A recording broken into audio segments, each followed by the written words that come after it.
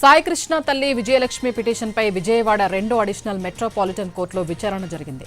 విజయలక్ష్మి తరపు న్యాయవాదులు వాదనలు వినిపించారు. BNSS 196(2) ప్రకారం కస్టోడియల్ డెత్ జరిగిన కేసుల్లో ప్రభుత్వం ఏర్పాటు చేసిన సిట్తో కాకుండా జ్యుడిషియల్ విచారణ జరపాలని కోరారు. వాదనలు విన్న న్యాయస్థానం కేసు విచారణను ఈ నెల 29కి వాయిదా వేసింది.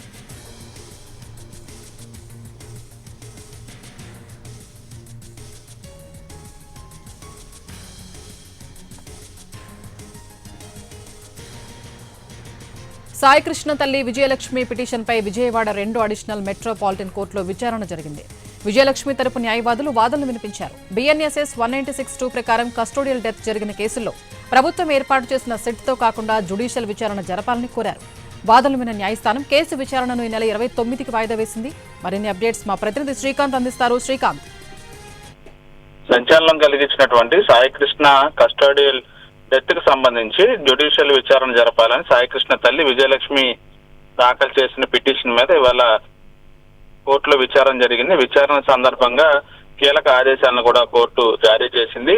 విజయవాడ పోలీస్ కమిషనర్ తో పాటు మున్సిపల్ కమిషనర్, అదేవిధంగా జిల్లా కలెక్టర్లకు నోటీసులు జారీ చేస్తూ కూడా ఆదేశాలు జారీ చేసింది. ప్రధానంగా సాయికృష్ణ మృతికి సంబంధించి కృష్ణలంక పోలీస్ స్టేషన్, స్వర్గపురి 2 చోట్ల కూడా CCTV ఫుటేజ్ మాయం కావడంపై విజయలక్ష్మి తరపున న్యాయవాదులు కోర్టులో తమ అభ్యంతరం వ్యక్తం చేశారు.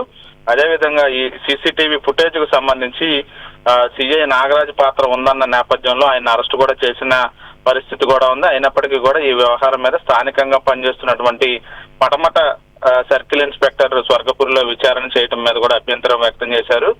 సిట్ కూడా సాయికృష్ణ మృతదేహం ఏమైందనే విషయాన్ని ఇప్పటి వరకు కూడా రిమాండ్ రిపోర్ట్ లో కూడా పేర్కొనలేదనే విషయాన్ని కూడా న్యాయమూర్తి దృష్టికి తీసుకెళ్లిన నేపథ్యంలో దీనిపై జ్యుడిషియల్ విచారణ జరపాలనేది తాము ప్రధానంగా కోరుతున్నట్టుగా న్యాయమూర్తి దృష్టికి తీసుకెళ్లారు. CC కెమెరా ఫుటేజ్ కోసం డిస్ట్రిక్ట్ లెవెల్ కమిటీకి నోటీసులు కూడా న్యాయస్థానం జారీ చేసింది.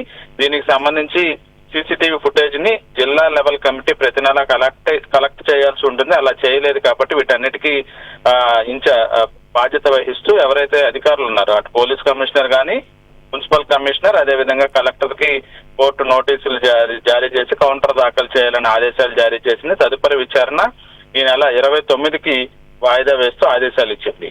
స్వప్న. Right, thank you Srikanth.